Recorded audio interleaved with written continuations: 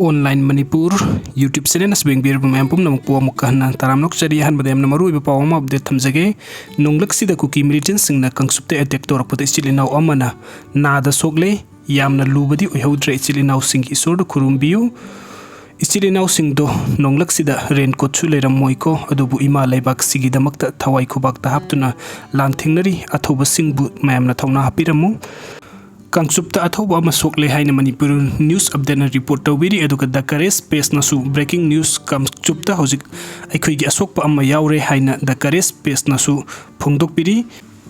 Kangchup singkhong da kukina kabakpa nongmaina na da khetkibadagi asokpa yawi Ymna Luba di oihwdre mayamna Eshor Khurumbiyu haina dakares page nasu report tawbiri aduga manipur 24/7 live news nasu Kangchup ta Kuki Militants singna kaplakpada asok apan yaure haina report tawbiri aduga dayanan chongthamna Kuki Militants singna Kangchup ta attack torakpada ani sokle Ymna Luba di oihwdre haina report tawbiri aduga sanayai masapam nasu nongmarak sida kapnaba hore asok apan yaure Kangchup haina phongdokpiri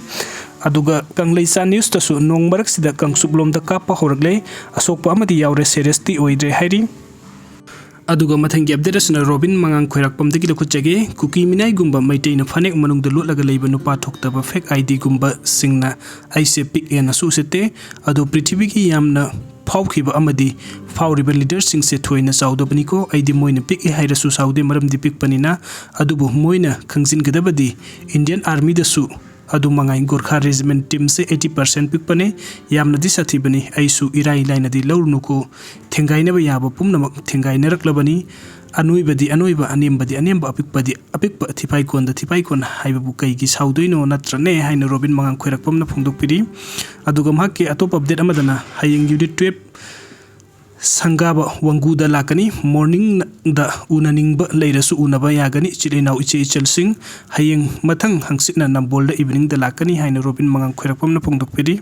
aduga mathang update asna lisipre kangusam dagi lokhujage leimaram boroi sing sugnu yaripok unit 2 lairong thel yaripok moirang kaksing khunau sugnu tangjeng amadi thobal khun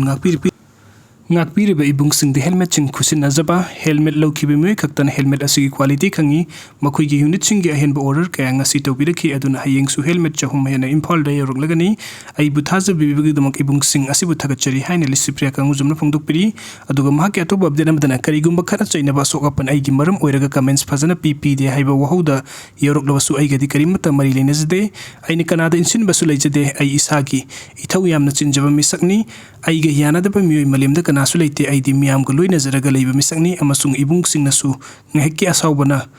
madugumba nachelgi jat chokpa yaba thabuk su tobiganu ngakpi bana athoibani haina lisipria kangujamna phongdokpiri video sing bibagi damakta mayam pumnang po amukha na thagachari anu update ki damakta online manipur YouTube channel subscribe to biramu thank you